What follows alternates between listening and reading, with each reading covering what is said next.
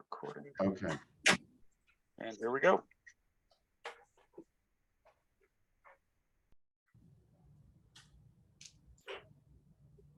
Hello, all of our Swope employees and folks from outside of Swope to our final installment of the Swope Health Black History Series Luncheon. We have with us a very special guest, Ms. Bridgette Williams, who is the president of the Heavy Constructors Association. You may not have know who she is, but she has got her hand in a lot of pots in Kansas City. They've been very busy this last couple of years as they were involved in building the airport. As you saw in the last couple of weeks, the new airport will be opening. And so they are doing a lot around town, our highways, our bridges, our airports, all of our heavy construction that you see across the city, she is involved with. And so she's very much involved in our local community. Ms. Williams, thank you and welcome to Swope Health, and thank you for being on our final series of the Black History Lunch and Learn. Thank you for having me. Well, I'm going to turn it over to Janice Love, who is our Director of Learning and Development, to do the interview today, and I will turn it over to her. Janice? Thank you, Deron. Hi, Bridget. So nice to meet you. You too. I've heard so much about you. Okay, well, all good, all good. All right, thank you, thank you, thank you. I'm learning about you. And so first of all, when I saw your title, President and CEO of Heavy Constructors Association of Greater Kansas City, that sounds like it entails a lot. So first of all, tell us about just what you do as the President and CEO of Heavy Constructors Association. So we represent, the organization represents all the contractors that build our roads, bridges, airports, sewer systems, utilities, waterways, and anything, all things infrastructure. We pave the way for all the commercial buildings. So any commercial building that you see, Union Station, the convention center, we're the heavy equipment. We move the dirt and clear the way so that the buildings can go up, and actually put in those utilities systems that, you know, allow for clean water and, you know, utilities in our hospitals and things of that nature, as well as, you know, large scale projects like the Facebook warehouse that's being built, the airport, all of the, you know, we're doing work out at Panasonic. So, and then all the streets you drive on. So, you know, we represent those contractors that build that in all of their needs in terms of we negotiate collective bargaining agreements for with the unions for all the contractors. We're the ones who have the relationships with the elected officials dealing with funding for those basic services. So, I mean, really anything you can think of, we're probably involved in. And a lot of it is not things that directly impact our industry. We also are involved in a lot of things that give back to the community. So, wow, that is a lot. And I know you are excited about this airport project coming to in the end. I've heard so much about the new airport, seen pictures, been out there looking at a few things. So I know you're excited about that. I am so excited. So you didn't just land here by accident. Obviously, there was a journey that brought you to construction in the first place, as well as to getting into the role that you have now. So tell me, how did you get into construction? What was your journey? So I started, I answered an ad for a part-time receptionist in the newspaper at the Greater Kansas City AFL-CIO, which is the umbrella organization for all of the unions. And so, you know, I received the job. It was in the midst of a recession. I was fresh out of college trying to figure out what I wanted to do when I grew up. And I had really not ever really heard about the AFL-CIO. So I answered the ad. There were 200 applicants. They narrowed it down to 3. I applied on the last day. They narrowed it down to 3. I actually was one of those 3 and got called in for an interview and ultimately received the job. So I get there, I move up to a variety of positions, and ultimately in 4 years, I ended up the president of the AFL-CIO. which made me the first African-American, the first female, and the youngest in the country to hold that position. It was an elected position. My boss who hired me, who was the president, had to resign. And so there were several people that ran for that position also to fill the remainder of the term, and I won 3-1. And so I served in that capacity for 15 years. There was a lot of fights, there were a lot of battles, but I learned a lot along the way. It was a culture shock being the first woman. I was only 27 years old. So I was still having kids. So that's now you're not only dealing with the woman, you're dealing with the pregnant woman. And, it was just a lot of changes all at once. And so, but we made it through it. I grew, they grew, and we ended up, it ended up being much better when I left than when I got there. Okay. And so I served in that capacity for 15 years. I was then offered a position here at the Heavies as they were developing their succession planning. And so I came over in 2010 as the deputy director. And then in 2016, I became the president of the organization. And the rest is kind of history. So, and I was the first woman and the first African American in the country to hold this position, and am still the only African American to hold this position. Since I was hired for this position, I think there are maybe 5 or 6 other women running associations like this around the country, but there are still no African Americans. Wow. So which would you consider the toughest challenge, being woman or African American, to get you where you have gotten? I think they both have their challenges, Mm-hmm. but I would say probably being a woman is tougher. Mm-hmm. In a lot of ways. Being an African American woman trying to bring up other women and African American women, a lot of times, I think what we see today is that white women are becoming the new minority. Mm-hmm. And so in, some instances, it's challenging because the expectation is you're a woman first. Mm-hmm. But when I walk in a room, what people see about me before they see anything else is that they see I'm Black. Right. And so I'm not going to choose. I'm going to do what's right. And so, but I would say just from an industry standpoint, there's definitely less women. And so breaking that barrier is much more difficult. Okay. So are you originally from Kansas City area? Yeah. Yes, I Okay. am. Okay. And then when you went to college, what'd you major in? I majored in communications with a focus on television broadcasting. And I ran track, and I went to school on a track scholarship. So I came here and worked on Channel 5 for a very short period of time. It was around the time Jerry Gosa and other women were actually suing Channel 5 for discrimination, for gender discrimination, because at that time, a man could work, till he was 70, but at the moment a woman started to look older, they were ready to push him out. And so I thought, well, that's way too political.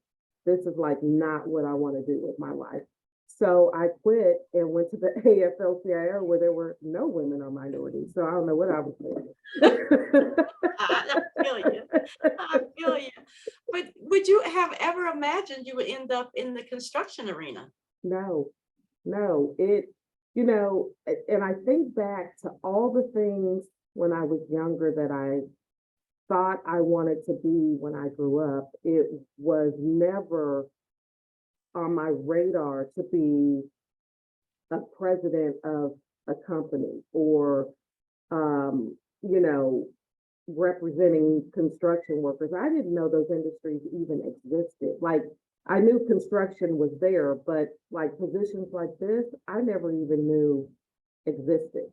My father was a teamster. He drove for Mobil Oil after he came back from the military. But positions like this, we didn't have access to. So it just wasn't even on my radar to even be a dream. Wow. So are there any programs that are available where you can mentor young women to bring more women into the field, or to get them excited about the opportunities that are available in construction? So, you know, it's kind of two-pronged. One is, yeah, there are programs to provide opportunities and access for women in the industry, but that's more boots on the ground. There's not any programs that I'm aware of that expose women or even minorities to positions like this. Like, you know, when you talk about your back office construction office work, there are really no programs for that. People, when you think construction, you think, you know, hands-on building. But you don't think about all the things that a company would need to actually make it function. I've never really thought about that, because last year I interviewed Elise Martini, and you know, she's definitely into the construction with the construction company, but I never thought about there's a side that needs to have a lot more responsibility for what goes on, and to make sure all those pieces are coming together. I never thought about that myself until I met you, Bridget. Yeah, I mean, we secured the funding for all things infrastructure. So, you know, even when you think about $1.5 billion airport project, that had to be funded somehow. And, you know, we 2 years ago got the legislature in Kansas to pass a $10 billion 10-year program for highways and infrastructure.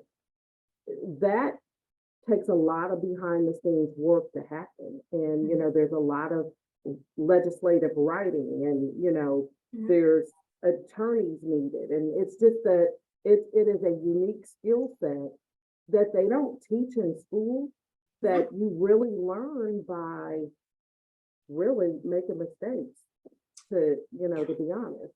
So. Right. So you have officially made Black history by being the first woman to achieve this position, and again, the first African American to achieve this position. So how can we make sure you're not the last one? Well, you know, I think we have to be intentional about things. I mean, obviously you want qualified people and, you know, all those things, but we all had to learn somehow. And so as I plan my succession planning, although I'm not planning on going anywhere anytime soon, my deputy director is Kiki Curls, Senator Kiki Curls. And so, you know, when the time arrives that, you know, I move on or whatever, Kiki is definitely in line to replace me. And I think you have to be intentional about those things. And it's not because, I mean, she is definitely qualified and she has the pedigree for it. But again, a lot of times we are not afforded those opportunities. And so we have to be very intentional about making sure that at least people are put in positions to have the opportunity. So, you know, my staff is very diverse. You know, and I encourage all of our contractors to hire diverse, you know, staff and assist in any way that I can to help them do that. Obviously, in this worker shortage, it's a little more difficult, but Right. it, it just takes intentionality. And, we just, probably in the last 5 years, um, got our first woman in history on the board. Hmm. Wow. So, I mean, it is, you know, we're moving forward, we're making progress, but, change takes time. Yes, it does. It does. So other states are obviously not as advanced as we are here in Missouri, in Kansas City area. So are other states reaching out to you at all to try to increase the minority representation in their constructors associations or anything? There hasn't been a lot. I think that's an interesting question, because when your organizations are led by men, mostly white men, Mhm. they kind of look at this as a unicorn, Mhm. and don't really see the importance of having diversity until specific states put parameters around the importance of minority and women participation, and then they reach out. So, for example, on the airport, we developed a minority and women program specifically for the companies as well as the boots on the ground. And so because of that, other states um, have interest in that. And so now companies, organizations are reaching out, but not in the beginning. Okay, okay. So your journey has been an uphill climb against probably several challenges, right? So Yes, what would you say has been your biggest challenge in getting to where you are in this industry? I would say the biggest challenge is understanding people's thought processes Okay. and not overreacting. It's a learned behavior to not take things personal. Mhm. I remember the first time I realized, oh my God, everybody doesn't love me. And like it hurts your feelings, but you have two choices. You either get over it and rise above it, or you waddle in pity. And so I have grown to learn that it really doesn't matter if people like you or not, as long as they respect you. And but that is a learning process, and you have to have really, really, really thick skin. Wow. So I imagine there's some days you wanted to go in and tear up some things, right? Because of what may have been said or done. But what Mhm. keeps you grounded? What keeps you balanced? I think it's my family is really important to me. I'm married for almost 36 years, have 4 children, and so that's really they really keep me grounded. I mean, where I came from, I you can learn from where you came from, but when you get to where you want to be, you can't forget where you came from. Mhm. And so I will never forget the difficulties and the struggle and the sacrifices that my parents made to provide an opportunity for us to have these opportunities. I'm the oldest of 7 children. And Wow. so, when I say we were poor, it was 9 of us in a 2-bedroom home. And sometimes we didn't have running water. So it's like, you just you can't forget where you came from. So I think that keeps me grounded. And my spirituality, I lean a lot on just that inner peace and the word of God. And, that prayer has gotten me through a lot of stuff. I'm sure. I It am has helped me sure. from beating up a lot of people, but yeah, yes. Amen. So, yes.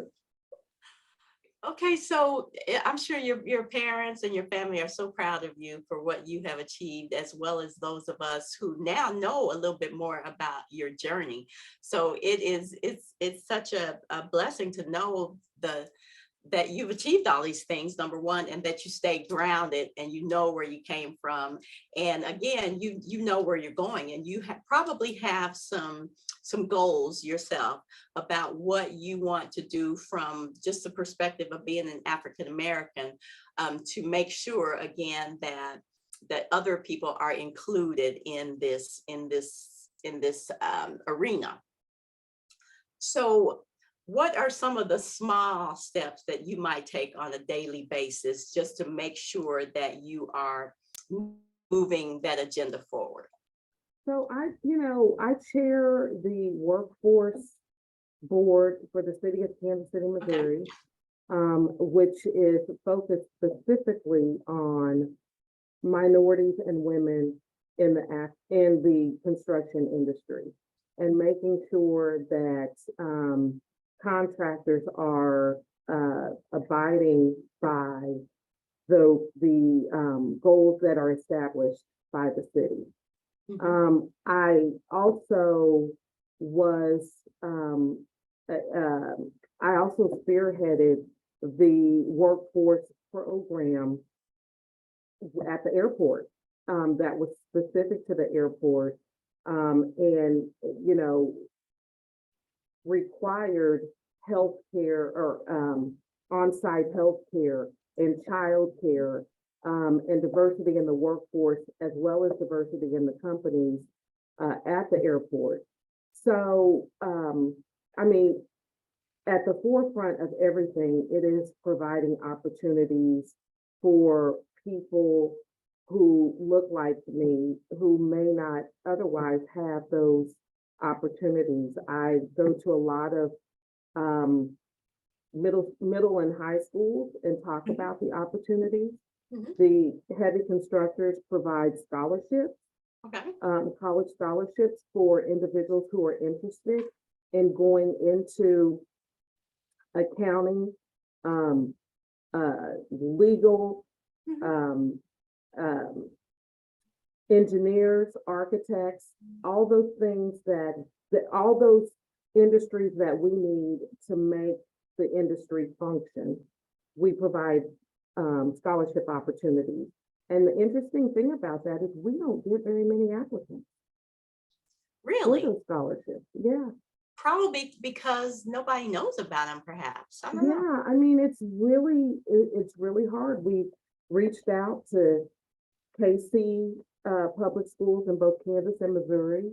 It's as well as the surrounding school districts, but we just don't get a lot of applicants. So, wow, what can we do to get the word out? Well, word of mouth is really important. Yes. And yes. What we're trying to implement now is not only providing those scholarships for individuals who are interested in going into those industries, but also internships for the summer, so we can put them in, a construction company. So when they graduate, there's an opportunity for them to already have a position, which is something that is very new. Okay. So, one of our viewers has a question for you. They said, how can I be provided with those same opportunities as a 33-year-old African-American woman? She said, no specifics, just curious. I guess my question would be which opportunities, and what specifically are you interested in? Because I would have to say I fell into it. Like, it was just, to me, it's more about being willing to take a leap of faith and believe in yourself that you can be successful at trying something new. For me, it worked out, but I would say, take a risk. If it's something you think you would like, don't be afraid to start at the bottom and work yourself up to the top. Mhm. Okay. Have any of your children been interested in the field at all? So I have, no. No, actually not. See how hard their Um, mother works. So it's like, Yes. And they all have, grown up in this Mhm. process, and they come with me to events, and but I have two children that are teachers. Mhm. So they have been really helpful in exposing Right. their districts Mhm. to the construction industry and the opportunities that it presents. And then we have two children that are still one has just gotten her bachelor's degree, and the one son is still in college. So, and he works in the summers in the Mhm. construction industry. And I think what that does is it does provide, because part of your success is determining what you don't want to do. Mhm. And so the hard work that he does in the summers um, provides him an opportunity to determine whether he likes that hands-on Mhm. or he wants to do something else. And I think our kids don't have that that opportunity. And so, what I would like to help with is, the children that are interested in it, at least help get them in to be exposed to Okay. it. Okay. Another question, are the scholarships only for high school students? What opportunities do you have to provide for someone who is in their 30s, perhaps? Well, scholarships are for everyone. Mhm. Actually, we would prefer people who, youth that are already in college Mhm. or have or are looking into going back to college. Okay. The one condition of the scholarship is they have to have an interest in heavy construction, not necessarily the boots on the work site, but in some of those industries I've named. But no, there's no age limit to who can receive the scholarship. Right, because I think there's this misconception, and I had it until today, actually, Bridget, that if you said heavy construction, that means I gotta put on a hard hat and some work clothes and show up somewhere to do manual labor. And so I think that has over the years maybe frightened women, or again, just not knowing what was all involved. It kept us away from that industry. Yeah, it's a whole world. It's a whole world that occurs Mhm. before before a Right. project is even ready Uh-huh. to put the boots on the ground. So, you know, people, this is one of the few industries that it still requires people Mhm. to do the work. That Mhm. you can't do it, through Zoom or by computers or whatever. Right. We actually need those people to, make the drawings, to bid the projects, to do all of those things before a contractor ever starts Mhm. hiring for a specific project. Yeah, and so this opens a whole new world in my mind as far as women and minorities realizing there are other avenues and facets of the construction industry. Right. So have you ever just driven around town and says, wow, I contributed to this, just whether you're going across a bridge, whether you're driving at one of the sites, did you ever do that? I I'm just do. curious. I Okay. do. I do. We cover both Kansas and Missouri, and I would say probably 98% of our infrastructure was built by contractors that are members of the heavy constructors and are a result of the funding that we secured. And, it's humbling. It is very humbling. Wow, so constructors or construction agencies have to be a part of the Heavy Constructors Association, but they don't have to be, right? They don't have to be, Okay. but you know, heavy construction, as big as it seems, it's a Mhm. very small world. Okay. All of these businesses are family businesses that were started in a great grandfather's basement and have grown to be regional or national companies. Okay. And so what the Heavy Constructors Association does is it brings all those companies together and we work for the common good of the industry and determine, you know, all those potholes that people were talking about, you know, 3 or 4 years ago. I ran across one of them this morning, actually, on my way here. That requires funding to be able to, you know, pay people to go do that. And so securing that, the funding for that deferred maintenance is really important. And so it's very beneficial for us to come together, put, you know, their individual company differences aside and work together for the common good of the community and the residents, the places we live and work. So that's what we do. So let's talk a little bit about being the first. Whenever you're the first person, there's a lot of responsibility, obviously, that's placed on you. And you typically do not have a mentor to help guide you.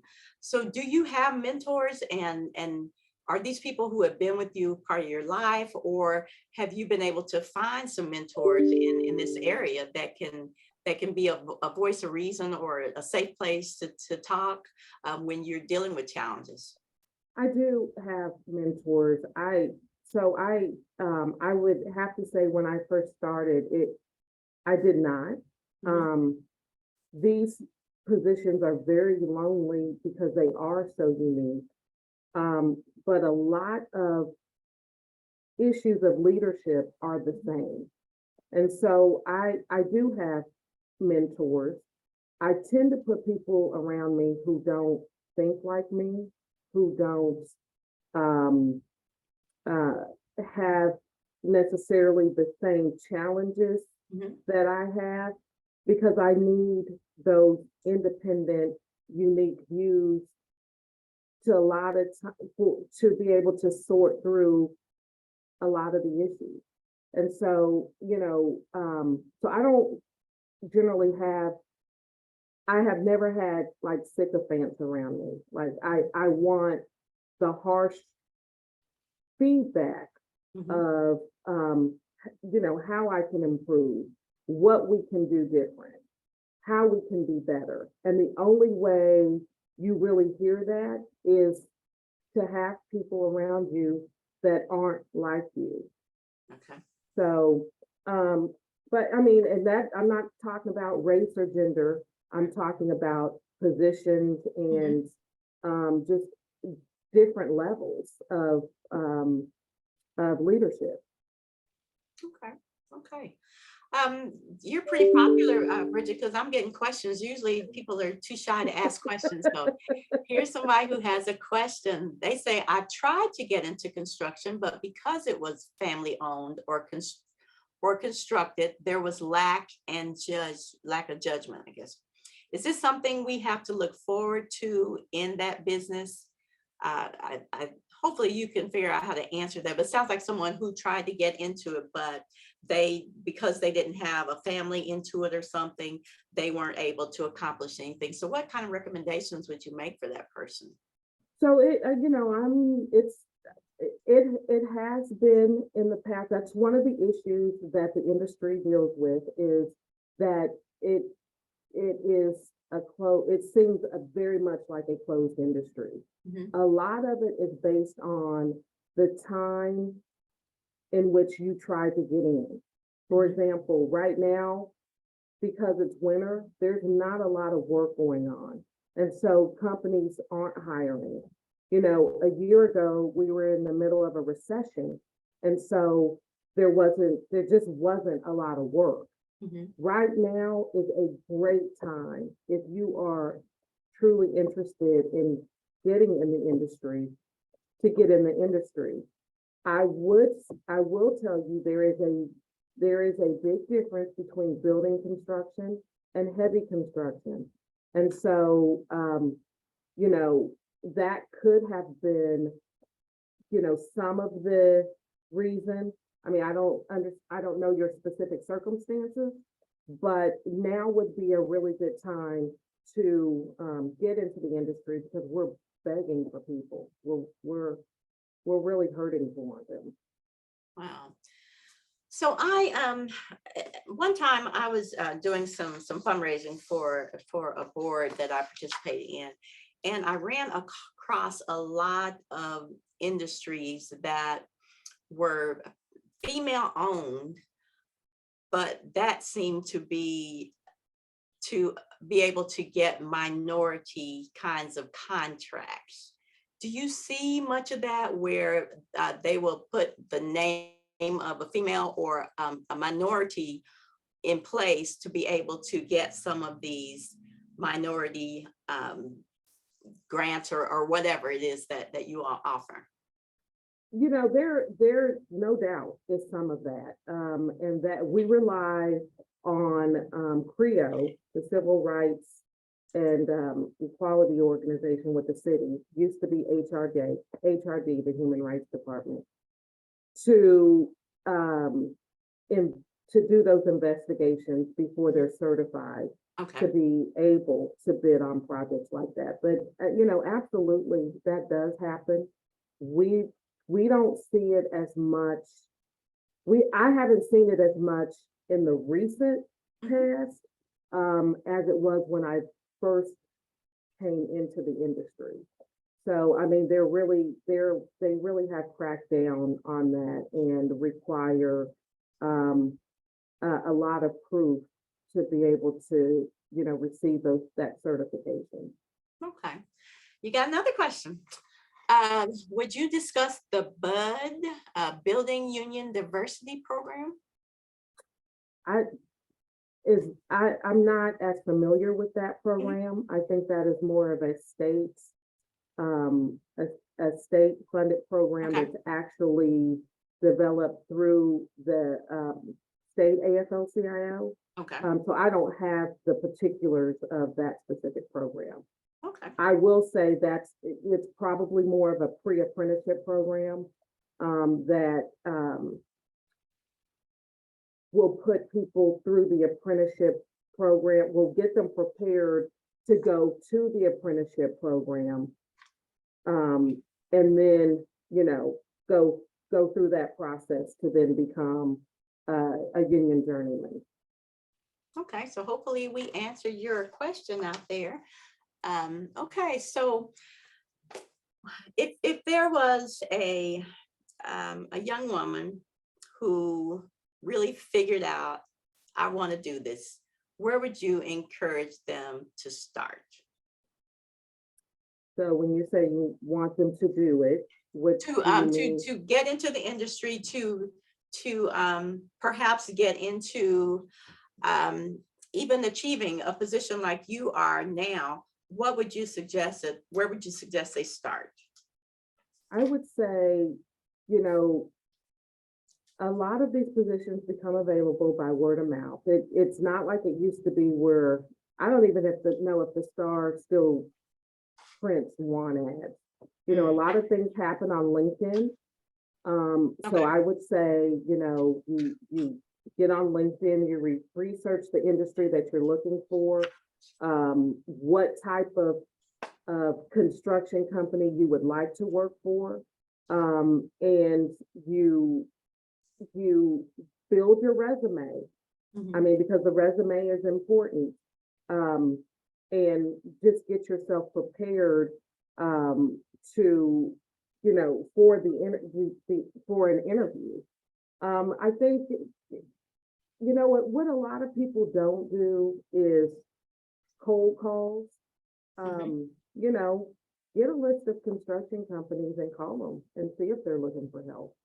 And that's for both boots on the ground and someone who's working in the offices.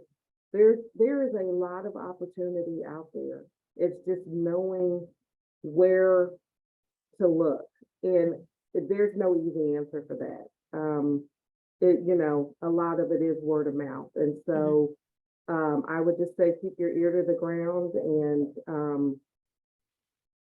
make some calls. Call here and see if we know of anything. The Full Employment Council is a great place Okay. to call and see who's hiring and who's not. So the Builders Association is another place. Okay. Okay. So what do you see happening in the next even 2 years in the heavy construction industry? Well, what I would like to see happen is, your city is working when you see those orange cones in the streets and on the highways, even though, they make you mad. I have to catch myself from cussing at them too. But that sparks development. When you take care of your infrastructure, companies will come. And so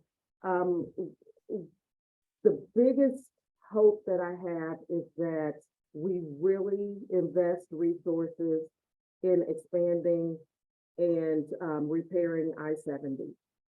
I Yes. think it is so important to the overall growth and safety of our traveling public. And we really need our legislatures on both sides of the state to invest in the expansion and repairs of I-70. That truck traffic is a lot.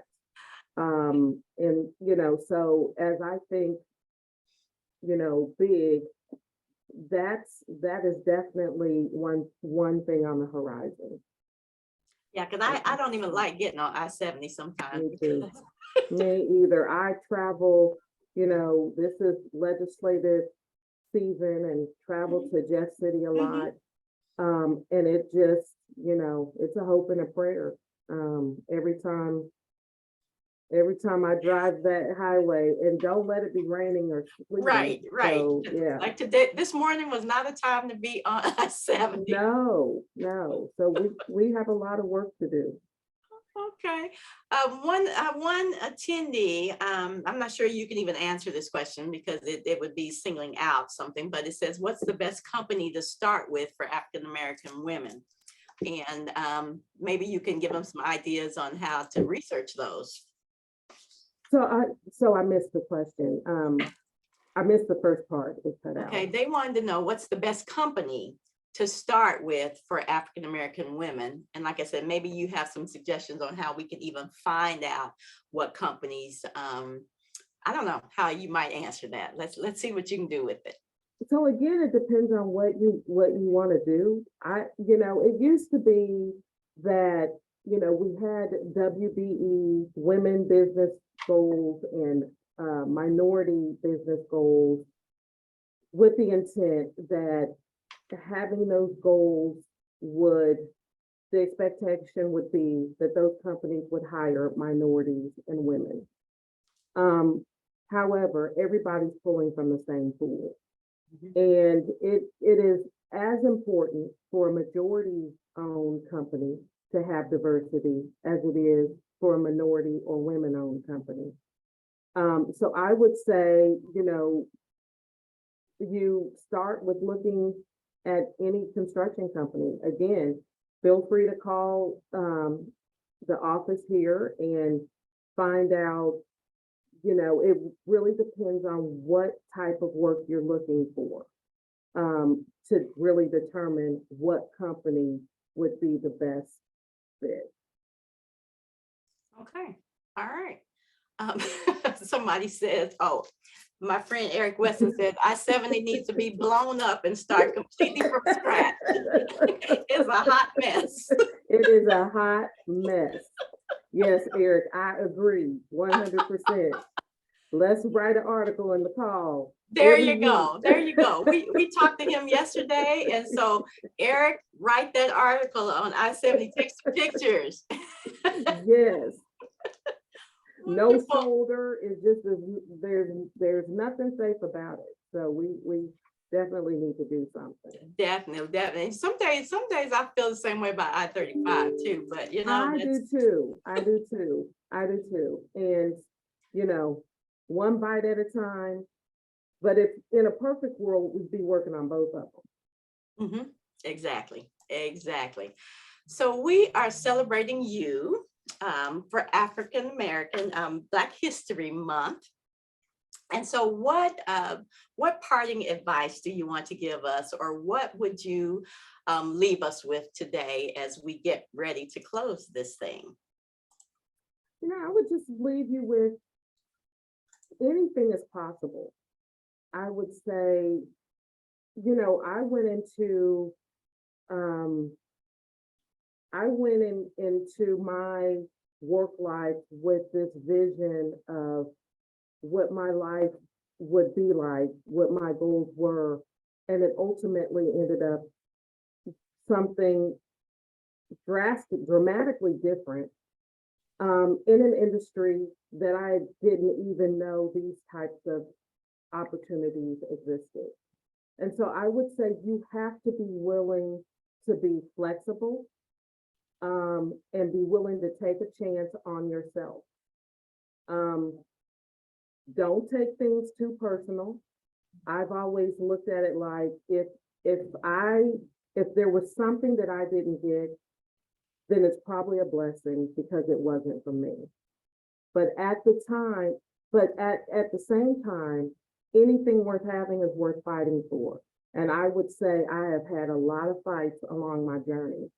And some specifically because of my gender or the color of my skin. So don't let no be the no, make the no a yes. Because when one door closes, it's basically just opening another door that probably has a lot more opportunity. So I would just say, believe in yourself and bet on yourself. Ask for help and get a good mentor that can help you access some of the positions and opportunities that you're looking for. Well said. Well said. So again, you talked about the fact that you try not to take things personally. And so if someone is in a position where it is obviously race that people are doing things to try to hold you back, what recommendations would you give them? You know, a lot of it depends on the situation. There definitely is a time and a place to stand your ground. Mhm. But I would say you never stand your ground out of anger. Because once you're reacting on anger, you use your ability to think clearly. So you have to find that place that calms you down and allows you to then respond based on the outcome that you want to occur. And that's not easy. That is, you know, by no means am I saying that's easy, but it can be done. I have learned along the way that every time I have reacted on anger, I lost that battle. So you have to be intentional. I before I go into any territory that I know might be toxic, I try to think through every situation that could occur so that I can prepare my responses for those situations. And that's where it is really important to have people on your side that don't think like you, and that don't act like you, and that will call you out when you make a mistake, because that's the only way you learn. You have a lot of wisdom. I'm speaking to your future that at some point when you are not doing that anymore, you have a lot to contribute to women who are in the workplace who are trying to achieve and don't want to be to walk into situations where they let their emotional thoughts and feeling like they're attacked, and you know, going emotional on the situation. You have a lot of wisdom to offer. So I have a lot of experience in those Mhm. areas. It definitely is a double standard. You know, they look at women as we're emotional beings. A man can cry, that makes him strong. A woman cries, she's emotional. So you just gotta be able to balance the two. exactly. And you know what? One of these days, I'm going to tell them that we need to invite you back for Women's History Month because we have a lot that we can talk about Yes, we being a do. woman in those kinds of situations. So I'm just going Oh, to tell Duran, you're going to have to come back and see us I'd sometime. love to. Lots of stories, lots of Yeah. stories. Yes, well, we are about to wrap it up, but Bridget, thank you so much for joining us today for our Black History Moment. We wrapped it up in grand style by having you here. And thank you so much for all that you are doing for African Americans in this community, what you're doing for women.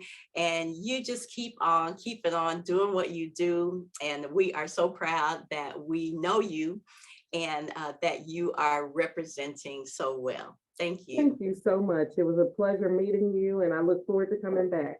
All right, we'll see you later. Thank you. Okay, bye-bye. Bye-bye.